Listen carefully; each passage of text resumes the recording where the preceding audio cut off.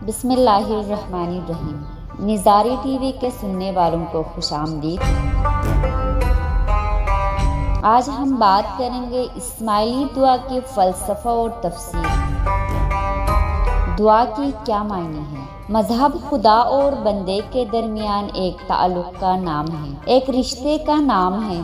اس رشتے کے تحت بندہ اپنے دل میں آرزو رکھتا ہے، اس کا خدا کے سامنے اظہار کرتا ہے، یا جب کبھی اس بندے کے اوپر تکلیف اور مشکلات آتے ہیں تو وہ خدا سے رجوع کرتا ہے، کیونکہ وہ خدا کو قادر مطلق مانتا ہے۔ انسان میں مختلف آرزو اور خواہشات ہیں، اور ہر شخص اپنے خواہشات کی تکمیل چاہتا ہے، اس لیے وہ جستجو بھی کرتا ہے اور لوگوں سے مدد بھی مانگتا ہے۔ لیکن کسی بھی مرحلے میں جا کے انسان مایوس اس لیے ہوتا ہے کہ نہ انسان خود قادر مطلق ہے اور نہ اس معاشرے میں کوئی دوسرا فرد قادر مطلق ہے جو اس کے تمام آرزو اور مشکلات ختم کر سکے۔ اس لیے وہ ایک ایسے خدا کے سامنے جھکتا ہے اور اسے معلوم ہے کہ اس کے پاس وہ تمام مشکلوں کو دور کرنے والی طاقت ہے، وہاں سے میں مایوس نہیں لوٹوں گا۔ چنانچہ اپنی آرزوؤں کی تکمیل کے لیے اور جن چیزوں کی اس کو ضرورت ہے، یا جو بھی اس کی خواہشات ہے، یا جو کچھ وہ کہنا چاہتا ہے، جب وہ اظہار کرنا چاہتا ہے تو وہ اظہار دعا کی صورت اختیار کر لیتی ہے۔ دنیا کے جتنے بھی ادیان یعنی دین ہے اور جتنے مذہب ہیں، ان میں کسی نہ کسی طریقے سے خدا کے ساتھ رابطہ کرنے کا ذریعہ ہوتا ہے، جو ہر کسی کے اپنے طریقے کی دعا ہوتی ہے۔ اور دین اسلام کے دوسرے فریقوں کی طرح شیعہ امامی اسماعیلی مسلم میں بھی یہ دعا کا طریقہ بتایا گیا ہے۔ خداوند کریم قرآن مجید میں فرماتے ہیں، وَقَالَ رَبِّكُمْ ادْعُونِي أَسْتَجِبْ۔ ترجمہ، مجھے پکارو تو میں تمہارے دعا کا جواب دوں گا۔ سورہ مومن۔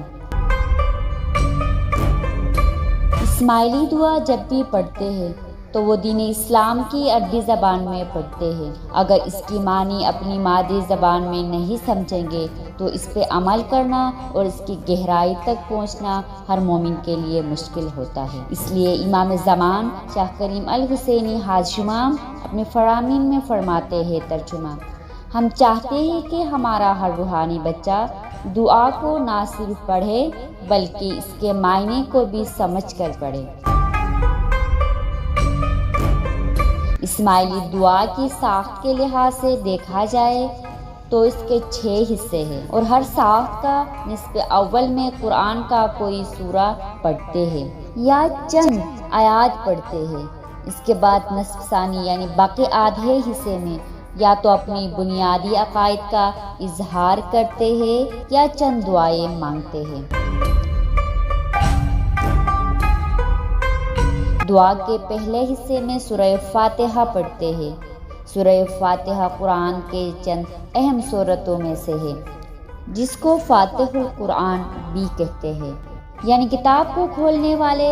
یعنی یہ وہ سورہ ہے جب آپ قرآن شریف کا آغاز کرتے ہیں تو الحمدللہ رب العالمین سے آغاز کرتے ہیں، گویا کتاب خدا کو سورہ فاتحہ سے کھولتے ہیں۔ اس کو سورہ صلاۃ کہتے ہیں۔ جب کوئی شخص صلاۃ قائم کرتا ہے تو صلاۃ یعنی نماز ہے، یہ سورہ پڑھنا لازمی قرار دیا جاتا ہے۔ اس کو پڑھے بغیر صلاۃ کو مکمل نہیں سمجھی جاتی ہے۔ سورہ فاتحہ کا جب آغاز کرتے ہیں تو سب سے پہلے تسمیہ یعنی بسم اللہ الرحمن الرحیم پڑھتے ہیں، یعنی یہ سورہ النمل کی آیت بھی ہے، اِنَّهُ مِنَ سُلَيْمَانَ وَإِنَّهُ بسم اللہ الرحمن الرحیم۔ تو یہ جملہ بھی خود خدا نے بنا کر دیا ہے، اور اللہ نے اپنے نام کے ساتھ 2 ناموں کو بھی ملا کر دیا۔